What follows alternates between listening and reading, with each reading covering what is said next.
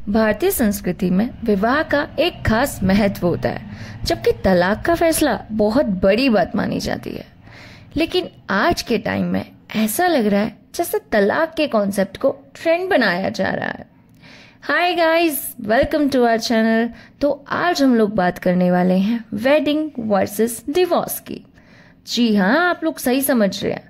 आजकल यही हो रहा है। जैसे ही हम लोग अपना इंटरनेट ऑन करते हैं, मॉर्निंग में उठते ही हमें एक सनसनी न्यूज मिल जाती है, जिसमें पता चलता है कि कल ही जिन्होंने शादी की थी आज ही उनका डिवोर्स हो रहा है, या फिर डिवोर्स हुआ था वापस से साथ में आ रहे हैं। तो डिवोर्स, शादी, शादी, डिवोर्स, इन सब का एक साथ ऐसा लग रहा है जैसे जमावड़ा सा लग गया है।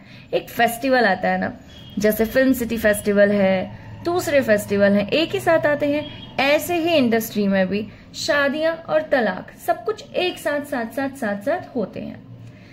तो अभी अभी की तो बात है, क्रिकेटर हार्दिक पांड्या ने अपनी पत्नी नताशा से शादी की थी 2023 में दोबारा से, क्योंकि उन्होंने लॉकडाउन में शादी की थी, इतने अच्छे से अरेंजमेंट हो नहीं पाए थे।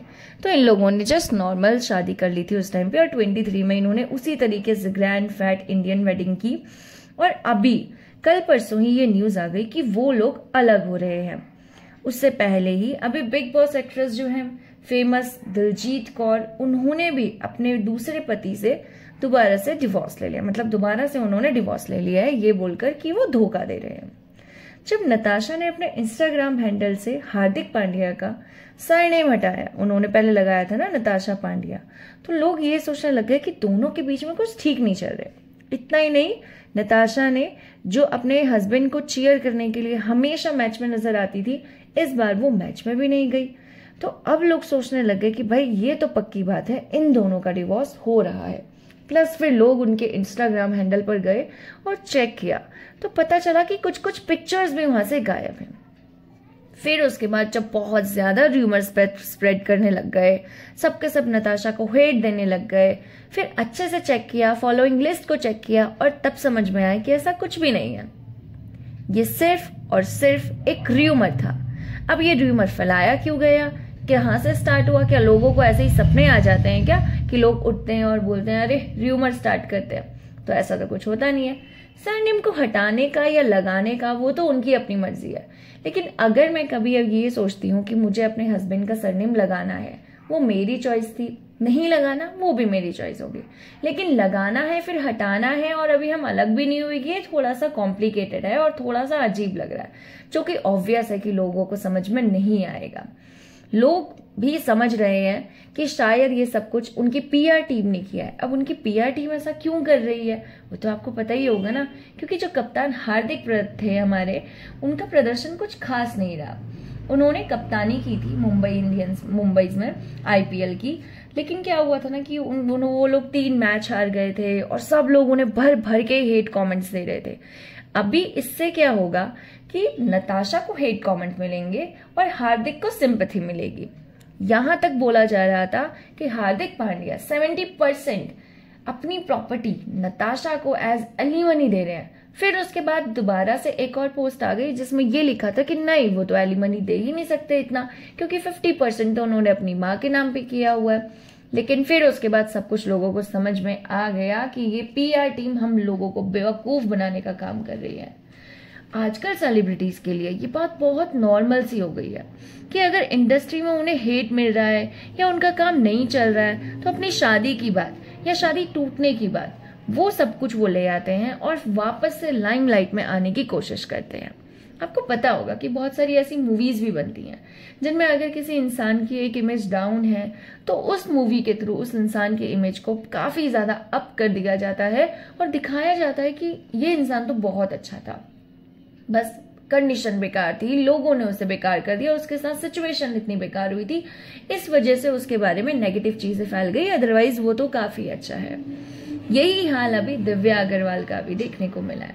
उन्होंने भी अपने पति अपूर्वा के साथ की हर एक पिक को डिलीट कर दिया है और महज 82 पिक्स को ही रखा है। ये सब कुछ एक अननेसेसरी स्टेप है, जो कि ऑब्वियसली लोगों का ध्यान वहीं लेकर जाएगा कि शायद दिव्या एंड अपूर्वा के बीच सब कुछ ठीक नहीं चल रहा। फिर उन्होंने एक पोस्ट शेयर किया है दिव्या ने, जिसमें वो बता रही हैं कि जस्ट पिक्स को डिलीट किया है, उनका कोई डिवोर्स नहीं हुआ है और लोग फालतू में अफरा तफरी मचाने लग गए हैं। पिक्स को डिलीट करना है या नहीं करना ये उनकी मर्जी हो सकती है, लेकिन दिव्या के पास रिलेशनशिप के वजह से उन्हें जज किया जा रहा है और काफी हेट कमेंट भी दिए गए। ये बाकी किसी आम आदमी को भी समझ में आता है कि अगर वो अपने पार्टनर की किसी इतने सारी फोटोज को पोस्ट करने के बाद एक भी पिक को अपने हैंडल पर नहीं रखेगा, सबको डिलीट कर देगा, अपनी ही पिक्स को रखेगा, तो सभी उसके बारे में पूछेंगे। उसे भी समझ में आता है अगर मैं अपने किसी फ्रेंड की पिक को सारी जगह से हटा देती हूँ तो ऑफकोर्स मेरे दूसरे फ्रेंड्स मुझे पूछेंगे कि क्या हुआ, तुम लोगों का सब कुछ ठीक है ना, या फिर क्या चल रहा है। लेकिन यहाँ पर शायद इन लोगों को ये समझ नहीं आ रही। I am very shocked why Divya is expecting from the public that they should not react. क्यों नहीं होगा, ऑफ कोर्स ये सब कुछ एक पब्लिसिटी स्टंट है और अपने न्यू प्रोजेक्ट को उसे दिखाना है, इसके लिए उसको लाइमलाइट में आना है। और लाइमलाइट में आएंगे, जैसे ही ये सब बातचीत होगी वैसे ही तो सबके सब देखेंगे ना उसका प्रोफाइल, और फिर उसके बाद पता चलेगा ओ न्यू काम भी इनका आ रहा है। सेम ऐसा ही ना ऐश्वर्या एंड अभिषेक के लिए भी काफी बार बोला गया है कि वो लोग अलग रहने लग गए हैं, हर एक फेस्टिवल अलग सेलिब्रेट कर रहे हैं, तो मे बी उनका डिवोर्स हो रहा है, और बर्थडे अलग सेलिब्रेट कर रहे हैं। बर्थडे पर सिर्फ ऐश्वर्या की माँ आ रही है, उनकी बेटी है, वो है, उनके हस्बैंड नहीं है, उनके इन लॉज नहीं है। कभी कोई रीजन दे दिया जाता है, कभी कोई रीजन दे दिया जाता है, बट फिर उसके बाद ना कुछ ही नेक्स्ट जब ये सारी बातें बहुत ज्यादा स्प्रेड होने लगती हैं, बड़े बड़े न्यूज चैनल और बड़े बड़े ऐसे चैनल्स इनको अपडेट देने लगते हैं, कवरेज देने लगते हैं, तो कुछ ही दिन बाद दोनों के दोनों साथ में अपीयर हो जाते हैं, अपनी अपीयरेंस दे देते हैं। पब्लिक को उनके बारे में और कोई अपडेट मिले या नहीं मिले, उनकी मूवी के वजह से उनका बारे में पता चले या ना चले, लेकिन हाँ यहाँ से जरूर वो लोग लाइमलाइट में आ जाते हैं, यहाँ से जरूर लोगों को पता चल जाता है ओके ये लोग भी हैं। लास्ट ईयर यही सब प्रोपेगेंडा काफी यूट्यूबर्स ने भी किया था। वी आर नॉट सेइंग कि वो सच में ही लाइमलाइट के लिए कर रहे थे या फिर वो सब कुछ ये झूठ था या फेक था या स्क्रिप्टेड था, but because you are a public figure people knows about you. So अगर आप साथ नहीं दिखोगे तो पब्लिक पूछेगी, एंड सेपरेशन का बोलकर फिर से सबके साथ दिखोगे तो भी पब्लिक पूछेगी। हिमांशी एंड उसके हस्बैंड ने पहले से ही सेपरेशन के बारे में बोला कि अब हम लोग सेपरेट हो गए हैं, हम लोग एक साथ नहीं रहते हैं और शायद हम कुछ टाइम डिवोर्स भी ले लेंगे।